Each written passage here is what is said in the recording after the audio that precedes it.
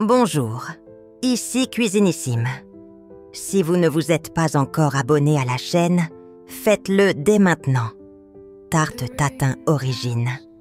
La tarte tatin est l'une des plus célèbres tartes de France, née d'une erreur culinaire, devenue légende. À la fin du 19e siècle, les sœurs Tatin tenaient un hôtel-restaurant à La Motte-Beuvron. Un jour, l'une d'elles aurait oublié de mettre la pâte au fond du moule et aurait enfourné des pommes caramélisées, ajoutant la pâte par-dessus ensuite. Le résultat fut si délicieux qu'il devint rapidement un incontournable. Reprise par Maxim's à Paris, la tarte Tatin conquit la capitale et gagna une notoriété. Ingrédients: 6 pommes, rainettes ou golden, 100 g de beurre, 120 g de sucre, un pâte brisée ou feuilletée, cannelle, facultatif, crème fraîche ou glace vanille pour accompagner préparation. 1. Préchauffer le four à 180 degrés. 2. Peler et pépiner et couper les pommes en quartiers. 3. Dans une poêle allante au four ou un moule spécial tarte tatin, faites fondre le beurre et ajoutez le sucre. Laissez caraméliser. 4. Disposez les quartiers de pommes bien serrés sur le caramel. 5. Laissez cuire 10 minutes à feu doux. 6. Couvrez avec la pâte, en rentrant les bords à l'intérieur. 7.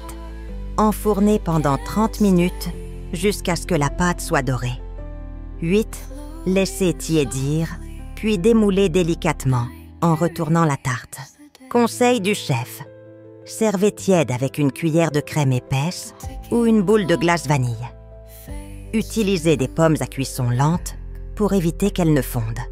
Ajoutez une touche de cannelle ou de vanille dans le caramel pour parfumer davantage. Histoire et culture. La tarte tatin incarne l'élégance de la cuisine française, née de la simplicité. Ce dessert, aux allures rustiques, est aujourd'hui proposé dans les plus grands restaurants. Sa technique inversée a inspiré de nombreuses variantes. Tatins aux poires, aux tomates, aux figues. Elle reste un emblème du terroir sologno.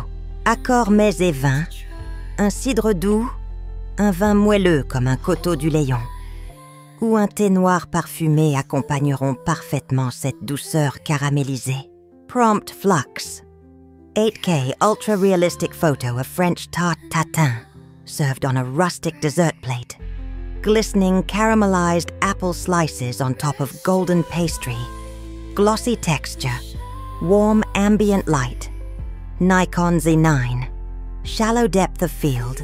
Negative prompt. Dull. Lighting. Blurrier. Overly saturated. Bad reflections. Unnatural shine. Low detail. Poor food styling. Messy plating.